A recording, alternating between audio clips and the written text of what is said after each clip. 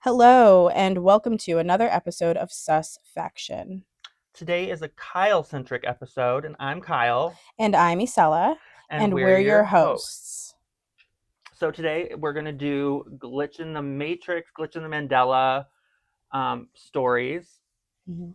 And if you want to Sure. tell us what that's about. All right, so I pulled up a few definitions for us, and I'll share them throughout the episode to kind of keep you where we're at.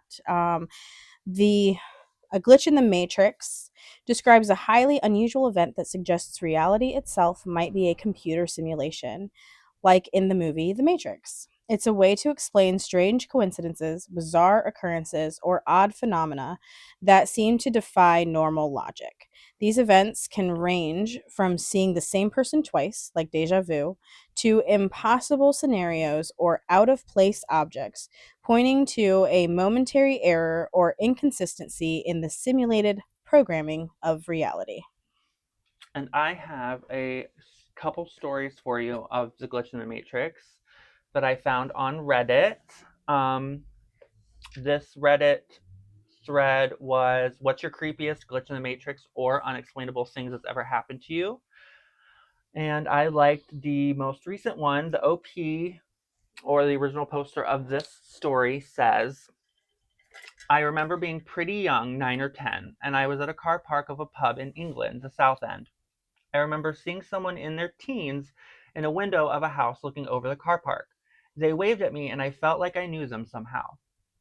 My parents asked me who I was waving at, and I just said some lady in the window over there. I didn't think much of it. Fast forward 10 years. I was at my Nan's house, her new house. I remember walking into her room, which I never was allowed into, and going to the window. Then I realized I was in the house looking over that same parking lot and remembering that interaction years before. Then a girl around 9 or 10 who was in the said car park waved at me and I waved back, and I felt like I knew her. Could not explain it and never have told anyone about it. It freaked me out. So that's like a time glitch. Yeah, I thought that was pretty cool because it was like I don't know, it's like a time loop almost. Like Mm-hmm. you've entered a, it's almost like you've entered a reality where there's two of you, but the waves of time haven't caught up with each other. Right. So Um, instead of time being a line, it's a circle. yeah, and then Oh, I'm sorry, I didn't turn my ringer off. how dare you? And then if you want to, do you have one that you want to share? Yes, I have a personal glitch in the Matrix story. It's not very long, Okay. but so I have this. It's like a standalone jewelry box, but it's huge. It's like also a full length mirror. So it's kind of, it looks like a wardrobe, but it's got a giant mirror on it. But it's just for jewelry because it's thin. Does that Gotcha. make sense? Okay. And there's a basket on the bottom that plays a role in the story. So I open it up, and inside for earrings it has this clear plastic thing with a bunch of tiny holes in it, and you're supposed to put your pairs of earrings together in the plastic mm, flap, if you Like a will. slat for earrings. Yeah, for earrings. And I have this pair of earrings, had this pair of earrings that is they're snowflakes, and they have little diamonds and sapphires on them. And they're kind of, I mean, they're kind of heavy, and they're not exactly smooth because of the gemstones in them. Mm-hmm. And I'm putting them up. I have them both in my left hand. I have one in the palm of my hand, and the other is in my fingers as I'm putting it into the plastic device. I'm putting the first one in, and as I do that, I hear the other one slip from my palm and hit the carpet. It makes a distinct sound because carpet, and then the gems, like it's like a sticking kind of sound. Yeah. And I hear it, and I'm like, okay, well, I know it's there. I'll just finish doing this, and then I'll go down and grab it.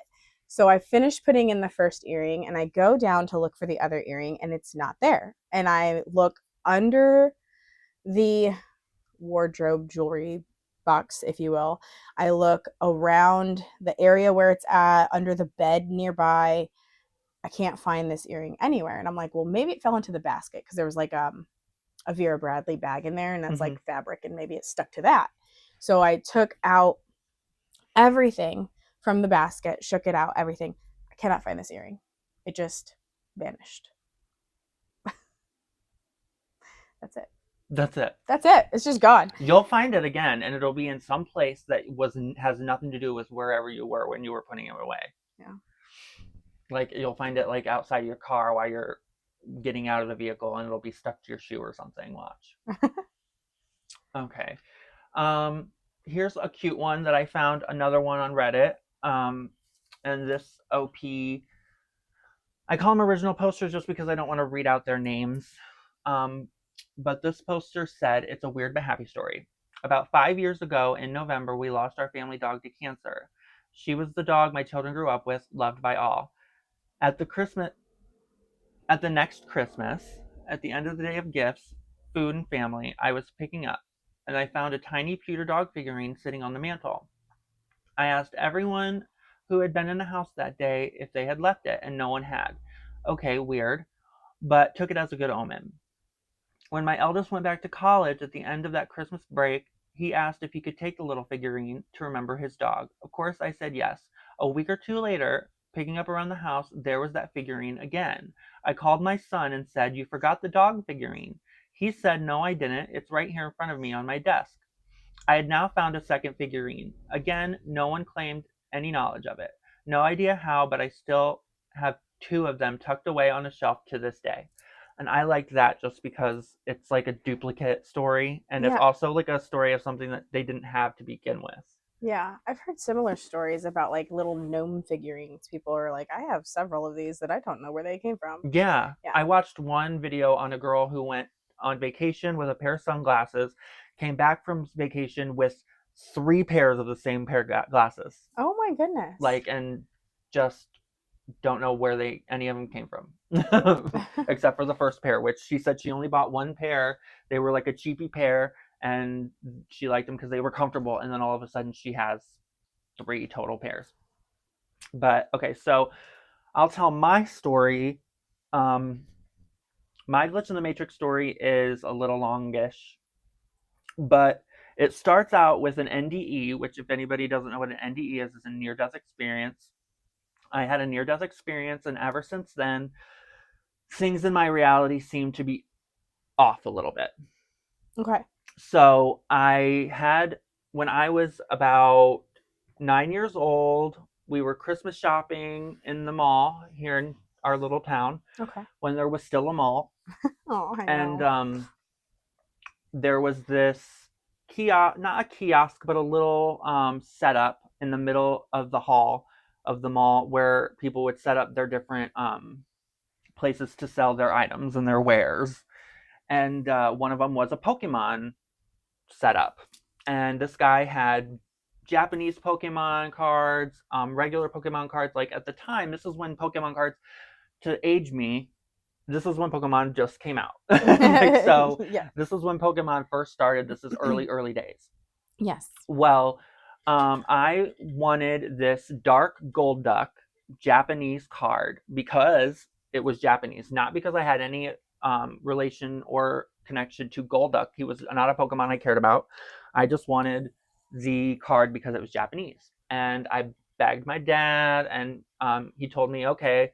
And he would always say, like, you just scamming me out of everything, because I would scam him into buying me things. And so I was this little scammer. But anyways, he got me this Japanese dark Golduck Pokemon card, and I had it ever since. Well, after years and years and years, it was in a binder of all my Pokemon cards. I have a niece and nephew who have a cousin that came over to play with them, that she's not related to me, obviously, but they are. Like, it was a cousin on their dad's side. Okay, yeah. Well, this girl ended up going through my Pokemon cards and stealing a whole bunch of them. Oh, no. And luckily, the Dark Golduck was one of the ones that she didn't take. So I still had that Dark Golduck, that Japanese card. Well, years down the line, I have just like a little handful of Pokemon cards that I keep in a little cardboard box that I don't touch. I just keep it because of their memories. It's like a little memory box. And after my NDE, I opened this box one day, and this dark Golduck is in English. Oh. I And thought you were going to say it was gone. no, it's there, but it was in English. Oh. And the whole point of me getting this card, and I'm stressing this because it's like the whole reason I wanted this card was because it was in Japanese. And Japanese Pokemon were rare at that time. Right. When I'm 9 years old, and like, you don't get the opportunity to have Japanese cards a lot. Yeah. It's not like we had smartphones and Nintendo DSs and stuff like that then. Oh, right. No, definitely not. Well, I keep this card because I got it and with my dad, and it was a good memory, still the same. So I kept the card. I obviously wasn't going to get rid of it just because it wasn't in Japanese anymore. But the fact that it was not in Japanese just stuck with me and stuck with me and stuck with me. Yeah. Well, more years pass. My dad passes away, and that takes a big toll on me. And because he was my best friend, he was my person. Everything about him was godlike to me. He's like the most important person in my life. Mm-hmm. Well, I have this friend, her like partner also lost his mom, who he was super close with, in October as well. Well, after seeing my story on Facebook and stuff, because I posted about it a lot, because it just baffles me how this card went from Japanese to English. I couldn't get it out of my head. Yeah. He got me a graded card of this dark gold duck in Japanese. Oh. So it's in plastic and everything, and it'll never, and if it ever turns English, then we'll know that something crazy is going on. Right. But he got it for me to remind me that I'm not alone, and that like he understands grieving, and like, because he lost his mom, and he also understands that like that NDE was really a big turning point in my life. So like I have that card. So now I have a regular dark gold duck card, and a Japanese one. So that just trips me out that it's not in English, or I mean that it's not in Japanese anymore. It just freaks me out still to my core. Right. Like, I don't know how this happened. But anyways, that's my glitch in the Matrix story. And then I also have like a Mandela Effect story, kind of. So if you want to go into... Sure. So a lot of times glitch in the Matrix stories always, not always, but often they can bridge into Mandela Effect stories, mostly because a lot of them have to do with like timeline differentials. And so a Mandela Effect is a social phenomenon where a group of people share false memories, whether or not we believe that we'll tell you in a minute, but false memories of specific details about an event, person, place, or situation. The term was coined by paranormal researcher Fiona... Is that Broom? You just don't say the E. Okay. In 2009, after discovering she and others falsely remembered Nelson Mandela dying in prison in the 1980s. The effect doesn't involve deception, but rather a group of people having clear but incorrect memories. Here are some other examples of the Mandela effect. Mickey Mouse's tail. Many believe Mickey Mouse doesn't have a tail, but he does. Cap'n Crunch. The peanut butter cereal's name is spelled CAP''N, not Captain. And then the one that everyone has been talking about on TikTok and every other social media, the cornucopia of Fruit of the Loom. There was one. I believe so. I believe there was one. Captain Crunch, I remember it always being Captain. You know what I mean? Yeah. So like, I get the apostrophe N. That one I don't really, that doesn't bother me. But like, what was the other one?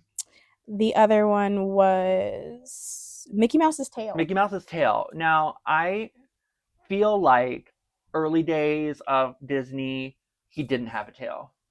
Okay. But I remember him having a tail. But I also remember it being a really thin, just one little thin line of a tail. You know what I mean? Like, I remember there being a tail, but yeah, skinny little.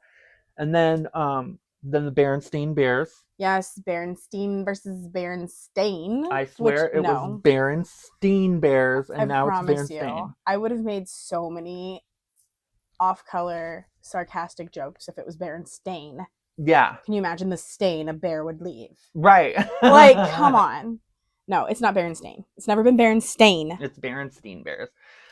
I remember being corrected because I thought it was Berenstain, and my mom said it's Berenstein Bears. It's written right up there, and we were at Cedar Point in Sandusky, Ohio, and they have like a Berenstain Bears thing, like a Like a little kid kids ride? play a kids play area Okay. of Berenstain Bears. Yeah.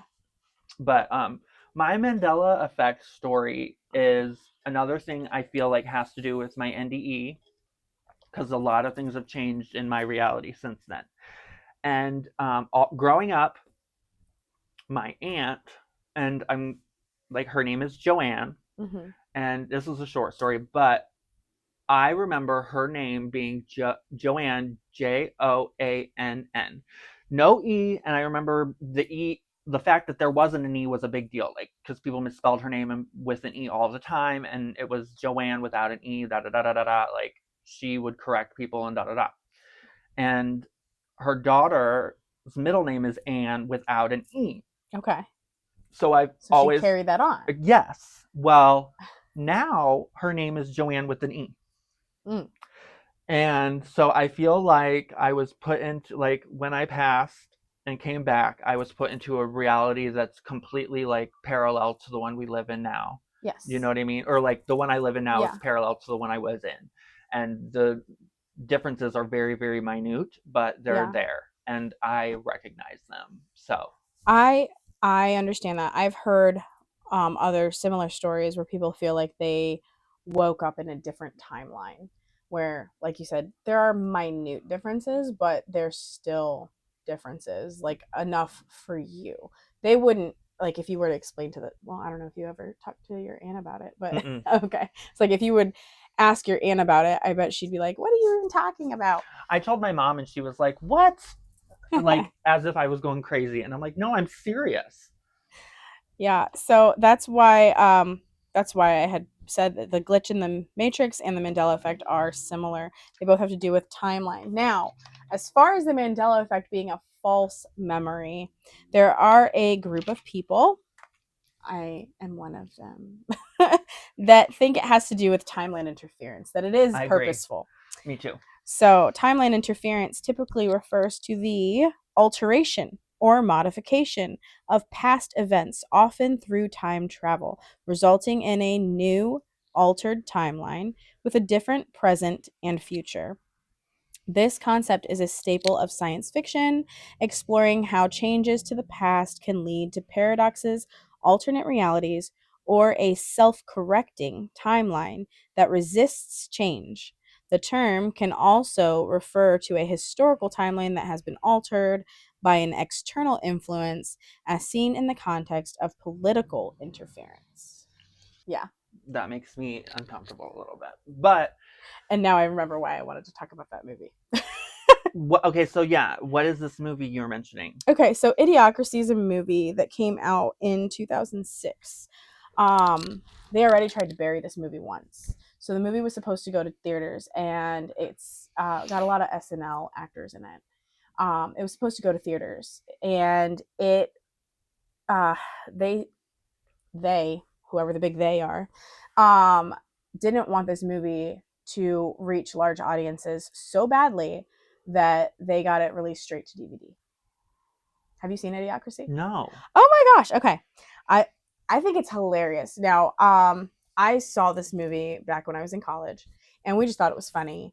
And recently I watched this I recently like 2 maybe 3 weeks ago. I watched this movie with my she was then 13, now 14-year-old, My goodness, and I can't believe it. she was just in shock by all the things that okay, so this movie was made to have taken place in 2005. Or yeah, it was made in 2005. Here we are, 2025, 20 years later, and a lot of the things that they predicted have already happened. Oh wow. And so I think that's the reason they didn't want the movie seen, is because it's already, yeah. So it was really hard for me to find, actually, talking about how the movie's been buried. I had to pay to watch it on Prime because it wasn't on any other outlet. I've been waiting for it to be on another outlet for maybe over a year, been looking for it. I'm like, you need to watch this movie. Tell my kid like so many times. So the movie itself is here's an overview. Okay.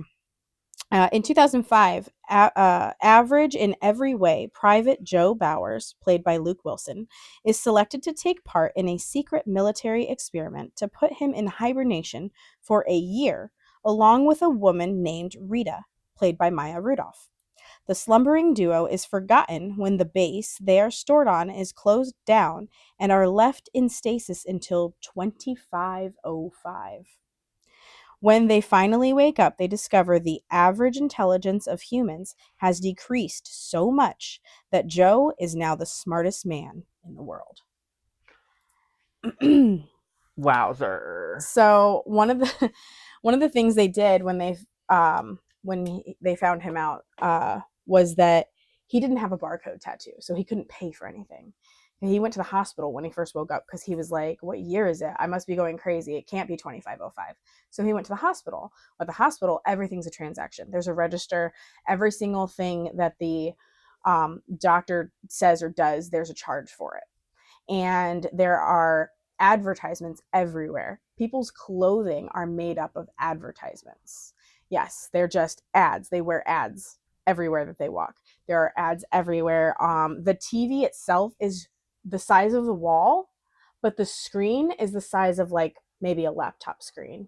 And then the rest of the screen is filled with ads. Ugh. I hate that. Yes, they're wearing Crocs. This is 2005. They're wearing Crocs. And one of the things they do with him when they put him in jail because he can't pay for anything is they do an intelligence test.